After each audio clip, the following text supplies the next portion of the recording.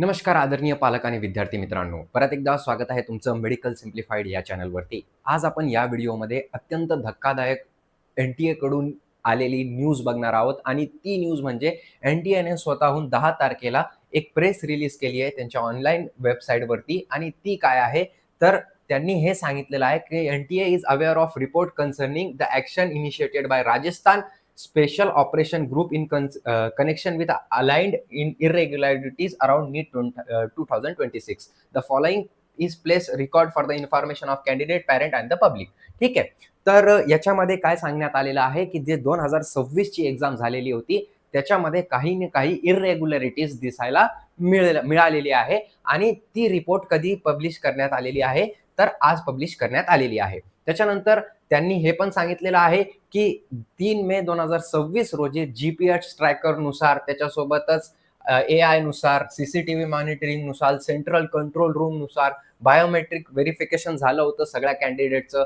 5G jammers operation होते आजूबाजूला. The examination processes itself proceed as plan across the all centre. म्हणजे सगळ्या सेंटरवरती जी exam झालेली आहे ती एकदम कॉन्फिडेन्शियल झालेली आहे आणि एकदम प्रॉपरपणे झालेली आहे. जसं विचार केला होता तशीच एक्झाम झालेली आहे, असं यांचं म्हणणं आहे. दुसरा सेंटेन्स त्यांनी काय दिलं, की 7 तारखेला म्हणजे 3 दिवसानंतर 4 days after the examination NTA receive input concerning अलाइन malpractices activity around the examination. म्हणजे 7 मे 2026 ला 4 दिवसानंतर एन-टी-एला इनपुट मिळालेले आहे. काही इनपुट मिळालेले आहे राजस्थानमध्ये, ज्याच्या कारणामुळं काही माल प्रॅक्टिस असू शकते. माल प्रॅक्टिस म्हणजे काय, की काहीतरी गैरप्रकार घडलेला आहे एक्झाममध्ये काही सेंटरमध्ये around the examination. This input were escalated by the NTA to central agency on the morning of 8 May 2026. 8 मेला हे काय झालं, की दिस इनपुट एक्स्केलेटेड म्हणजे हे वाढले आणि त्याच्यानंतर independent verification and necessary action will be taken. म्हणजे नेसेसरी ॲक्शन आणि त्याच्यासोबतच व्हेरिफिकेशन इंडिपेंडंटली चेक होणार आहे. त्याच्यानंतर the action undertaken by the law enforcement agency, including the detention reported in the media over recent days, is the result of their professional and timely work. NTA places on record its appreciation for the agencies leading this effort and confirm that it is working closely with them in a fully supporting role, providing all examination related data and technical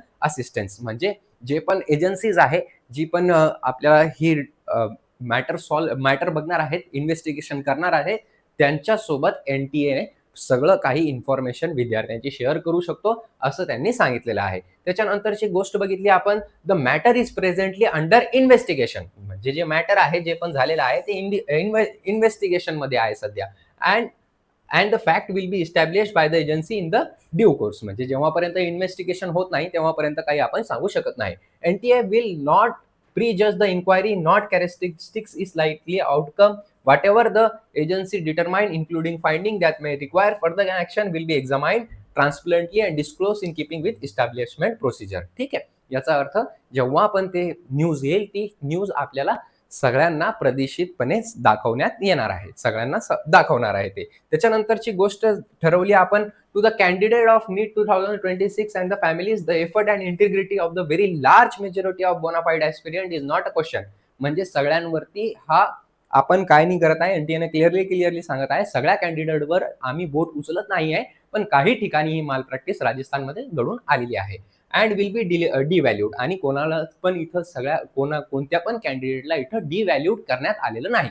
एन-टी-ए is a cautious of the anxiety report of this nature can cause and we ask candidate to allow the agency the space to the complete their work. म्हणजे एजन्सीजला त्यांचं काम करू द्या आणि तुम्ही चिंता करू नका, इंजायनियस होऊ नका आणि जेव्हा पण ही रिपोर्ट कंप्लीट होईल तेव्हा ते तुम्हाला स्वतःहून सांगेल. त्याच्यानंतर any necessary step will be taken in consultation with the Ministry of Education at the appropriate stage. म्हणजे ministry of health, ministry of education याचे प्रॉपर काय घेणार आहेत, प्रॉपर स्टेजेस घेणार आहेत. ठीक आहे, हे सांगण्यात आलेलं आहे. आता इथं महत्वाची गोष्ट म्हणजे की काय झालेलं आहे, कसं झालेलं आहे, मी तुम्हाला सगळं समजून सांगतो. त्याच्या अगोदर तुम्ही जर का चॅनलवरती नवीन असाल बघा, तर चॅनलला सबस्क्राईब करायला विसरू नका, कारण या चॅनलवरती तुम्हाला सगळं काही इन्फॉर्मेशन भेटत असते. बघा, आपल्या चॅनलवरती तुम्हाला सगळं काही भेटत असतं. जे पण आहे लाईव्ह सेशन आपल्या असतात, लाईव्ह सेशनमध्ये तुम्हाला सगळं समजावलं जातं. BAMSचे कट ऑफ वगैरे, कॉलेजेसची रिव्ह्यू सगळं काही या चॅनलवरती असतं. तर तुम्ही चॅनलला नक्की सबस्क्राईब करून घ्या, जेणेकरून तुम्हाला काय होईल, नेहमी नोटिफिकेशन येत राहील. त्याच्यानंतरची एक अत्यंत महत्त्वाची गोष्ट म्हणजे काय, तर ज्यांना आपल्याकडून कंप्लीट काउन्सिलिंग हवी असेल, MBBS असो, BDS असो, BAMS असो, BHMS असो, फिजिओथेरपी असो, तर आपले ॲडमिशन चालू आहे.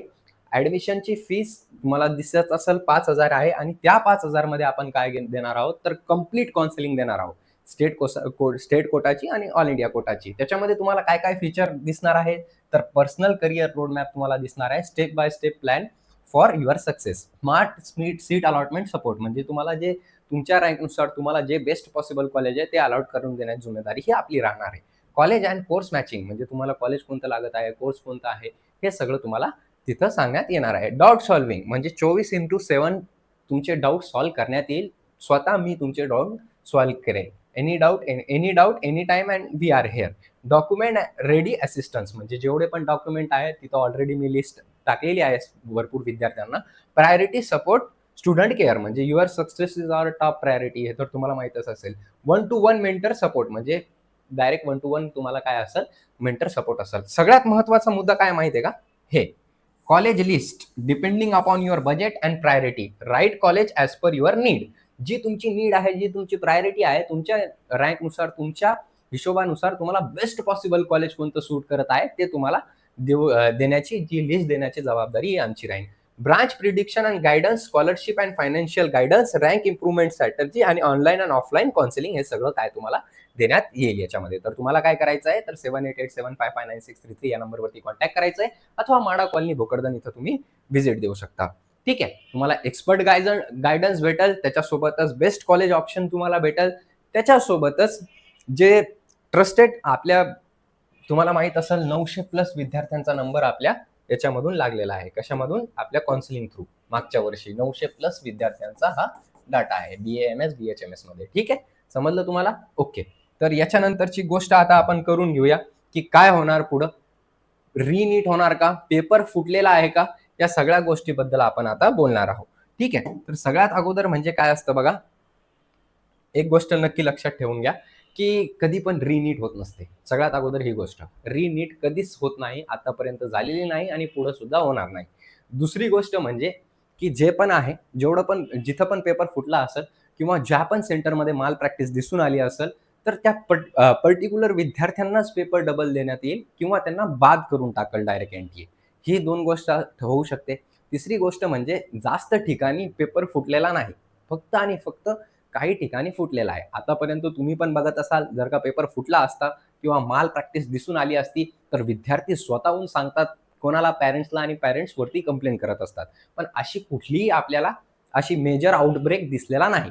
याचा अर्थ काहीही झालेलं नाही. फक्त एका 2-3 सेंटरवरती झालेला असेल, तर त्याची NTA जबाबदारी घेत आहे आणि त्याच्यावरती ते इन्व्हेस्टिगेशन करत आहे. इन ड्यू कोर्स त्यांनी हे पण सांगितलेलं आहे, की जसंच NTA हे सगळं माहिती करून घेईल, तेव्हा तुम्हाला ती नोटीस स्वतःहून जाहीर, ती NTA स्वतःहून नोटीस जाहीर करेल आणि जो डिसिजन त्यांनी घेतलेला आहे, त्यांनी NTAने आणि एज्युकेशन मिनिस्ट्रीने ते आपल्याला सांगणार आहे. ठीक आहे. तर चिंता करायची काही गरज नाही. ठीक आहे. त्यांनी हे पण सांगितलेलं आहे, की काही कॅन्डिडेट असू शकतात, पण सगळे कॅन्डिडेट इथं हे होणार नाही. रिझल्टमध्ये पण याचा काही फारसा इम्पॅक्ट पडणार नाही. आता याचा अर्थ असा का, की रिझल्ट डिले होईल का? तर नाही. रिझल्ट डिले होत नसतो. जनरली बघितलं तर रिझल्ट कधी पण डिले झालेला नाही NTAचा. अजून 3 जून ते 13 जूनपर्यंत रिझल्ट येऊ शकतो. NTAनं लवकरच आपली ॲन्सर की दिलेली आहे, तर त्यांनी हा एक इशारा पण दिलेला आहे, की ते लवकरच रिझल्ट प्रदर्शित करू शकतात. ठीक आहे. सो आय थिंक तुम्हाला ह्या सगळ्या गोष्टीचं निवारण झालं असेल. तर आता मी समजतो, की माझं हा व्हिडिओ आता संपलेला आहे. धन्यवाद.